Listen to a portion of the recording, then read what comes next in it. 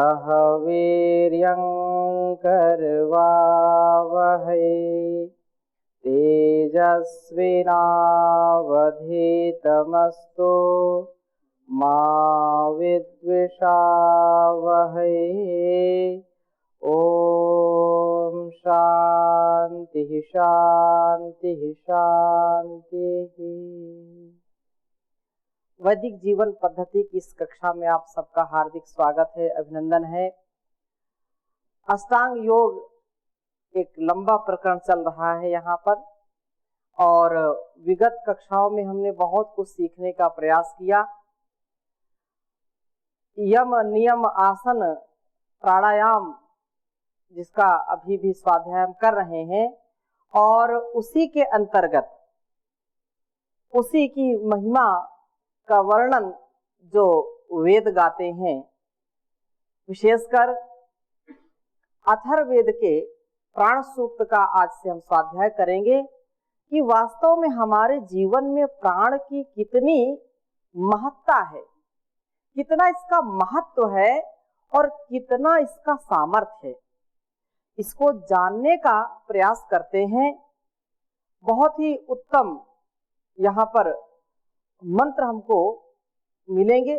वैसे मंत्र तो सारे उत्तम होते हैं, परंतु कुछ जो हमारे जीवन के लिए अत्यंत प्रकाश देने वाले जो मंत्र हैं, उनको हम यहाँ पर पढ़ने का और समझने का, उनका स्वाध्याय और उनसे हमको जो शिक्षा मिलती है उसका आत्मसात हमारे जीवन में हो। हम उसको वैसे ही जैसा ईश्वर ने हमारे लिए उपदेश किया है, जो इसके माध्यम से, मंत्रों के माध्यम से हमको जो विचार दिया है, वैसे मंत्र का अर्थ ही होता है विचार, तो हम ऐसे विचार से ओतप्रोत हो, ऐसे विचार से युक्त हो जो हमको कभी भी पतित ना करे, हमको ऊपर उठाने का जो कार्य करें, ऐसे विचारों से युक्त रहें। तो ऐसे हम यहाँ पर प्राण सूक्त का स्वाध्याय करने जा रहे हैं, और जिसमें प्रथम मंत्र का शीर्षक है प्राणात्मा प्रभु को प्रणाम। प्राणात्मा प्रभु को प्रणाम। और इसमें ये कहा, इसको लिख लीजिए, प्राण का विशेष यहाँ पर उसको नमन कर रहे हैं। प्राणाय नमो यस्य सर्वमिदं वसि।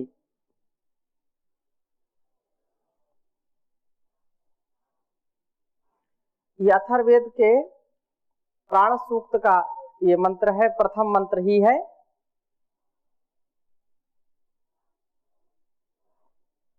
प्राणाय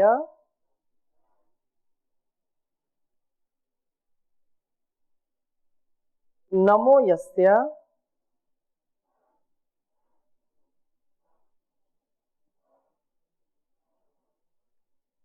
प्राणाय नमो यस्य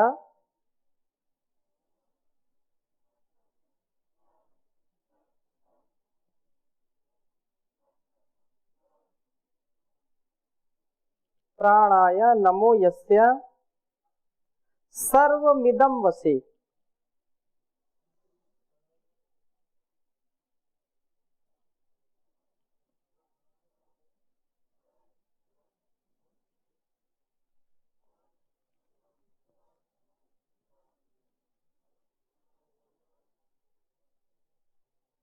सर्वमिदं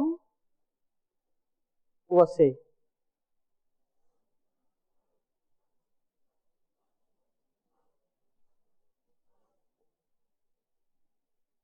यो भूतः सर्वस्तेश्वरो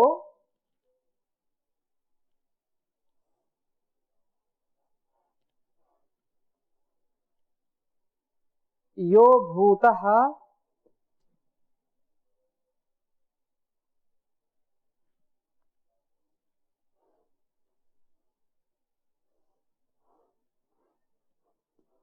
यो भूतः सर्वस्तेश्वरो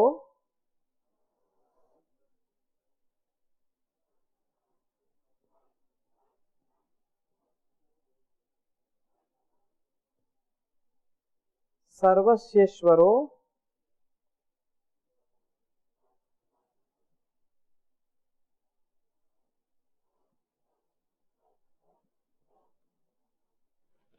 सर्वस्येश्वरो यस्मिन् सर्वं प्रतिष्ठितम्, यस्मिन् सर्वं प्रतिष्ठितम्।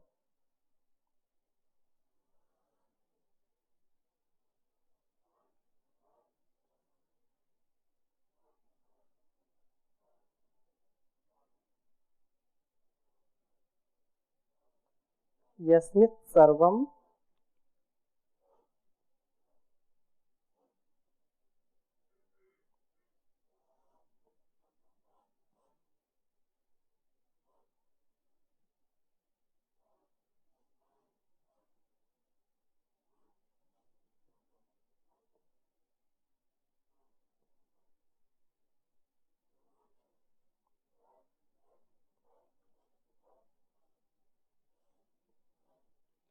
प्रतिष्ठितम।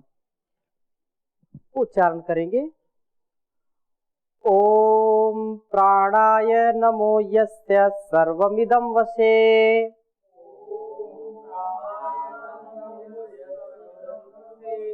यो भूतः सर्वेश्वरो यस्मिन् सर्वं प्रतिष्ठितम्। ओम प्राणाय नमो यस्य सर्वमिदं वशे, यो भूतः सर्वेश्वरो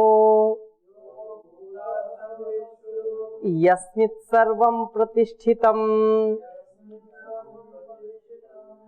तो ये प्राण को नमस्कार है कि वह प्राण जिसके अधीन इदम सर्वम, यह सारा जगत जो कुछ भी है उसके जो वश में है।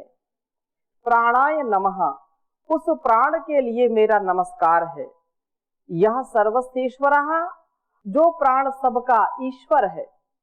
भूतः, और जिसका यस्मिन् सर्वम प्रतिष्ठितम, जिसमें सब कुछ रहा है और रहेगा, इसलिए वह उस प्राणाय सर्व प्राणी शरीरम व्याप्यम चेष्टते हिरण्यगर्भः, सबके प्राणभूत प्रभु के लिए, क्योंकि वो प्राणभूत है, नमः नमस्कार हो। यस्य, जिस प्राण प्रभु के इदम सर्वम वशे, ये सारा संपूर्ण जो चर अचर जगत है, चराचरात्मक ये जगत वश में है। यह जो प्राणों का प्राणभूत है, सर्वदा जो इसकी रक्षा करता है, वे सदा हैं, वे कभी होंगे ऐसा उनके लिए नहीं कहा जाता है।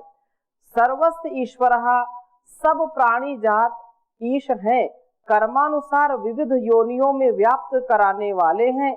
यस्मिन, जिस प्राण आत्मा प्रभु में सर्वम प्रतिष्ठितम, संपूर्ण जगत प्रतिष्ठित है, जो सर्वाधार है, उन प्रभु के लिए हम प्रणाम करते हैं। हम प्राणात्मा प्रभु को प्रणाम करते हैं। उन्हीं के वश में यह संपूर्ण ब्रह्मांड है।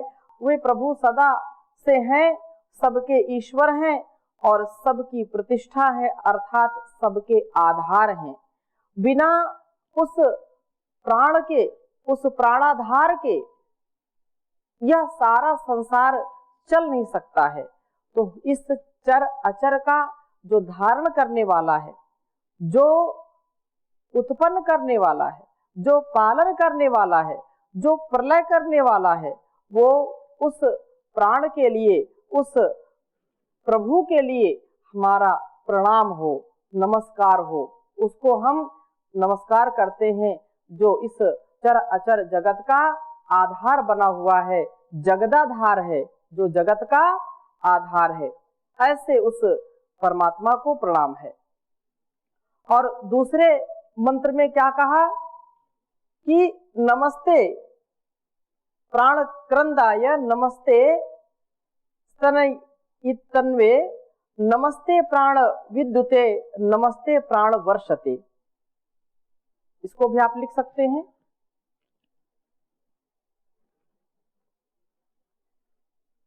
नमस्ते प्राण क्रंदाय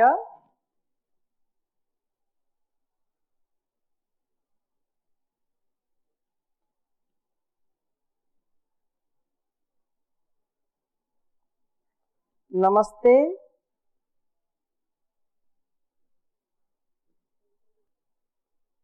नमस्ते प्राण क्रंदाय नमस्ते स्तनितन्वे।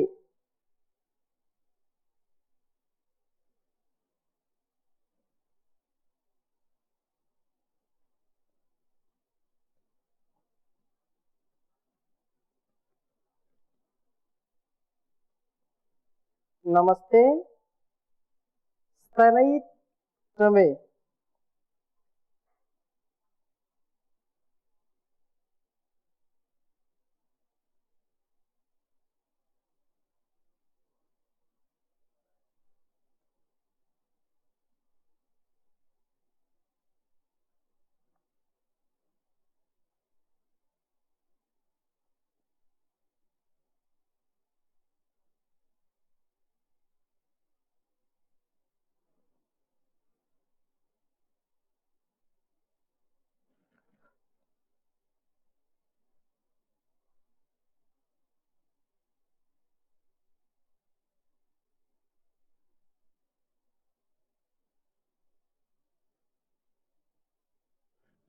नमस्ते प्राण क्रंदाय नमस्ते स्तनितन्वे।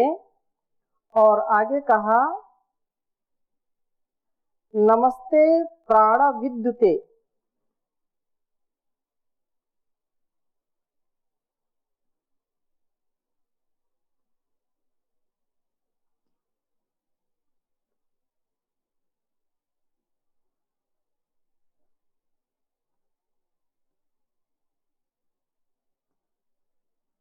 नमस्ते प्राण विद्युते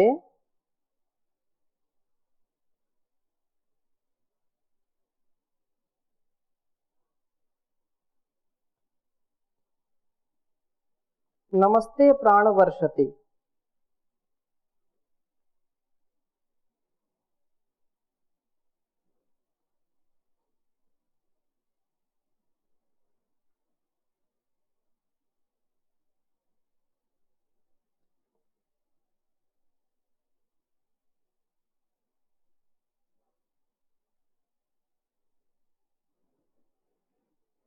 वर्षते नीचे लिख लीजिए, वर्षते।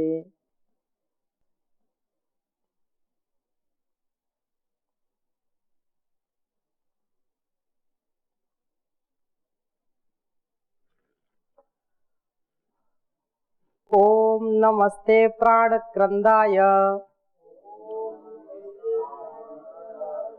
नमस्ते स्तनितन्वे नमस्ते प्राण विद्युते नमस्ते प्राण वर्षते। ओम नमस्ते प्राण क्रंदाय नमस्ते स्तनितन्वे नमस्ते प्राण विद्युते नमस्ते प्राण वर्षते। तो कहा कि नमस्ते नमस्ते अर्थात हे मेघ रूप, वे मेघ रूप में वे प्राण प्रभु ही वृष्टि करते हैं। हे प्राण सबको प्राणित करने वाले मेघ रूप प्रभो क्रंदायते नमः। बादलों की घटा में प्रवेश करके ध्वनि करते हुए आपके लिए नमस्कार हो। स्तनितन्वे ते नमः, उसी प्रकार से स्तनित व गर्जित करते हुए आपके लिए नमस्कार हो। हे प्राण अर्थात प्राणात्मा प्रभो विद्युते ते नमः, विद्युत रूप से विद्युतमान आपके लिए प्रणाम हो, आपको नमस्कार हो। हे प्राण, आपके लिए, जो आप सबके लिए प्राणभूत हो प्रभु, वर्षते ते नमः, वृष्टि करते हुए आपके लिए प्रणाम हो। भावार्थ ये है कि प्रभु ही मेघों के रूप में प्रविष्ट होकर के ध्वनि व गर्जन करते हैं। उन्हीं की शक्ति व व्यवस्था से ही सब विद्योतन व वर्षण होता है। आप विचार करें, और एक मंत्र आता है यजुर्वेद में, जिसको ईशोपनिषद में चौथे मंत्र में कहा, अनेजदेकं मनसो जवीयो नैना देवा आप्नुवन् पूर्वमर्षत् तद्धावतो नान्यतेति तिष्ठत् तस्मिन्नपो मातरिश्वा दधाति। कि उस परमात्मा की ही शक्ति से, उसी के ही सामर्थ्य से यह जो मातृश्वा है वो तस्मिन अपो मातृश्वा दधाति, जो अपा है वो मातृश्वा दधाति। उस वायु में इतना सामर्थ्य आ जाता है कि वो आप अर्थात जल को धारण करने में समर्थ हो जाता है। जितना जल समुद्र में है उससे ज्यादा कहीं ऊपर है आसमान में, लेकिन वो सामर्थ्य किसका है कि वह हमको दिखाई भी नहीं पड़ता है। और कितने जो है वायुयान भी चलते रहते हैं, इन नजरों से भी उसको देख नहीं सकते, बादल के रूप में तो दिखाई पड़ते हैं, और उसके अंदर जो है वायुयान आता जाता है, कभी कोई प्रभाव नहीं पड़ता। उस परम पिता परमेश्वर का ही यह विशेष चमत्कार है, उसकी ये व्यवस्था है कि वह वर्षता भी है, वही बिजली भी बनाता है, वही वायु में जल को भी धारण कराता है। अर्थात इस चर अचर जगत में जो कुछ भी है वह उस परमपिता परमेश्वर से ही है। उसी से यह सारा संसार विशेष रूप से बना है। और यहाँ यही बात कह रहे हैं कि हे प्राण, क्रंदायते नमः, वो गर्जना करने वाला तुझको, जो है गर्जना करने वाले तुझको नमस्कार है। क्योंकि जब वह कड़कती ही बिजली या गरजता है तो लोगों को बहुत वो भय भी हो जाता है, कई लोगों की तो धड़कनें बढ़ जाती हैं। इसलिए कहा कि तुझको नमस्कार है। स्तनयित तन्वे, मेघों में नाद करने वाले तुझको नमस्कार है। हे प्राण, विद्युते, जो विद्युत चमकने वाले तुझको नमस्कार है। और हे प्राण, वर्षते, वृष्टि करने वाले तुझको नमस्कार है। जब प्रकाश होता है, इतना प्रकाश दिखाई पड़ता है कि आंखें भी वहां पर काम नहीं करती हैं। वो प्रकाशों का भी प्रकाश करने वाला है परमात्मा। वही विद्युत में अपनी छटा छोड़ता है, अपना प्रकाश देता है, और वह बहुत जो है दिव्य, बहुत चमकीला, जो आंखें भी उसमें नहीं काम करती हैं। तो ऐसे हे प्राण रूप परमेश्वर आपको नमस्कार है। यत, जो कि संसार का एक एक आप स्वरूप देखिए, प्रकृति का स्वरूप देखिए, व्यक्ति का स्वरूप देखिए, उस सबके मूल में कौन है? परमपिता परमेश्वर है। केनोपनिषद में ये केन केन किसके द्वारा ये सारा अस्तित्व है? केनेशितम पतति प्रेषितम मनः। ये मन जो है कहां से कहां चला जाता है, विचार करो कि ये इसको कौन चलाने वाला है, इसको कौन गति देने वाला है? केन प्राणः प्रथमा प्रयुक्तः केनेशिता वाचम इमाम वदन्ति चक्षु श्रोत्रम कवु देवो युनक्ति। ये हमारी इंद्रियां अपने आप कैसे काम करती हैं और अपने अपने विषयों में लगी रहती हैं। कौन ये करने वाला है? उस परमात्मा की ही ये सबसे बड़ी महिमा है कि वह इस संसार में जो कुछ भी हम देख पा रहे हैं और जो नहीं देख पा रहे हैं, वो सबका नियंता है, वो सबका नियंत्रण करने वाला है। त्वमेकं शरण्यं त्वमेकं वरेण्यं त्वमेकं, यह त्वमेकं शरण्यम, तुम एक ही शरण हो, तुम एक ही वर्ण करने के योग्य हो। त्वमेकं शरण्यम त्वमेकं वरेण्यम त्वम एकम जगत पात्री स्वप्रकाशम त्वमेकं जगत कर्त्री पात्री प्रहर्त्री त्वम एकम परम निश्चलम निर्विकल्पम। उसका कोई विकल्प नहीं है, वो निर्विकल्प है और वह संसार को चलाने वाला है। इसलिए हमको हर पल उसके प्रति समर्पण का भाव रखना चाहिए। हर पल उसके प्रति जब हम समर्पित रहेंगे तो हम कृतज्ञता से भरे रहेंगे। एक एक रोम रोम से हमारे कृतज्ञता जो है झलकनी चाहिए। और वह भाव, क्योंकि ये सारा संसार उसी का बनाया हुआ है, उसी का सब कुछ दिया हुआ है, तो यही भाव हो कि मैं बस तेरी शक्ति से चल रहा हूँ और तेरे लिए ही सब कर रहा हूँ, तेरे ही आज्ञा का पालन करता रहूं। कभी भी मैं भटकू नहीं, कभी मैं भूलू नहीं, कभी किसी भी परिस्थिति में तेरा एहसान, तेरी जो स्थिति है उसको मैं कभी भुलाऊं नहीं। अर्थात तू कण कण में स्थित है, जर्रे जर्रे में समाया है, तो जिस हाल में रखे, जिस स्थिति में रखे, मैं उसी स्थिति में राजी रहूंगा। किसी कवि ने कहा, ये जीवन तुम्हारा तुम्ही को है अर्पण, लगा दो किनारे इसे मेरे भगवन। वही किनारा है, वही मझधार है, वही नैया है, वही खिवैया है।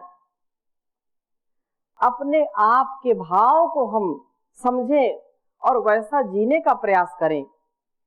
समर्पण का भाव होना चाहिए। ये जीवन तुम्हारा तुम्ही को है अर्पण, लगा दो किनारे इसे मेरे भगवन। मैं पथ से गिरूं तो मुझे थाम लेना, दया करके सद जान देते ही रहना। ये सोया है मानव इसे तुम जगा दो, ये सोया है मानव इसे तुम जगा दो, लगा दो किनारे इसे मेरे भगवन। तुम ही जग के पालक तुम ही हो खिवैया, ये भटकता ही रहता है मनवा हमारा। इसे वश में करने की युक्ति बता दो, इसे वश में करने की युक्ति बता दो, लगा दो किनारे इसे मेरे भगवन। तो ये संसार में हम आते हैं तो उसका अनुभव तो करें। नीचे ऊपर दाएं बाएं चारों दिशाओं में, दसों दिशाओं में उसका ही नूर छलक रहा है। पत्ता पत्ता जिसकी सत्ता का बखान कर रहा है, और फिर भी यदि हम उसका ध्यान न करें, उसका चिंतन न करें, उसके स्वरूप को न माने, तो हमसे ज्यादा अभागा कौन होगा। हम तो ऐसे ही, हमारे पास सब कुछ है और हम मारे मारे टहल रहे हैं। ऐसा भाव यदि हम प्राणायाम के द्वारा अपने अंदर स्थापित कर सके कि वह परमात्मा जो एक एक कोशिका को चला रहा है, एक एक कोशिका को ऊर्जा दे रहा है, बल दे रहा है, और सत्य यही है, सत्य यही है कि हमारे अंदर क्या घटित हो रहा है हम बिल्कुल नहीं जानते, अपरिचित हैं। कौन इसकी सत्ता, इसकी व्यवस्था कर रहा है, भोजन कैसे करते हैं और क्या हो जाता है, किस किस रूप में परिवर्तित हो जाता है, एक एक कोशिका में परिवर्तन हो रहा है हर क्षण हर पल, लेकिन हमको कभी ज्ञान होता नहीं है। उसका परिज्ञान हम करें, उसकी जो है अनुभूति करें, और तब जा करके ये बात मन में आएगी कि जो परमात्मा कण कण में जो रमा है, हर दिल में है समाया, कण कण में जो रमा है, हर दिल में है समाया, उसकी उपासना ही कर्तव्य है बताया।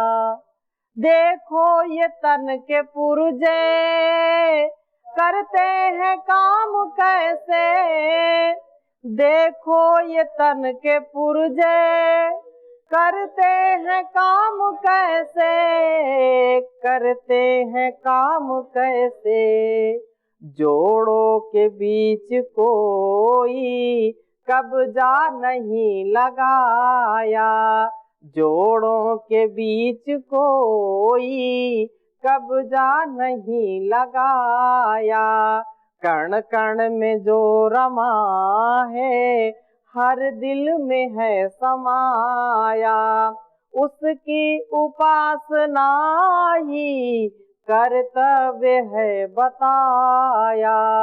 तो इतने हम भाव विभोर हो जाए, प्राणायाम करते करते अपने आप को उस परमात्मा की व्यवस्था में सौंप दें, और फिर देखें कि क्या लाभ होता है इससे, कितना हम निर्मल, कितना पावन अपने जीवन को बना सकते हैं। ये तो करने के बाद ही पता चलेगा। तो ये प्राण सूक्त में यही बात कह रहे हैं। और आज हमने 2 मंत्र पढ़े हैं। शेष मंत्रों की व्याख्या, शेष मंत्रों का स्वाध्याय हम अगली कक्षाओं में करेंगे। अभी यहीं पर विराम देते हैं। ओम शांति शांति शांति।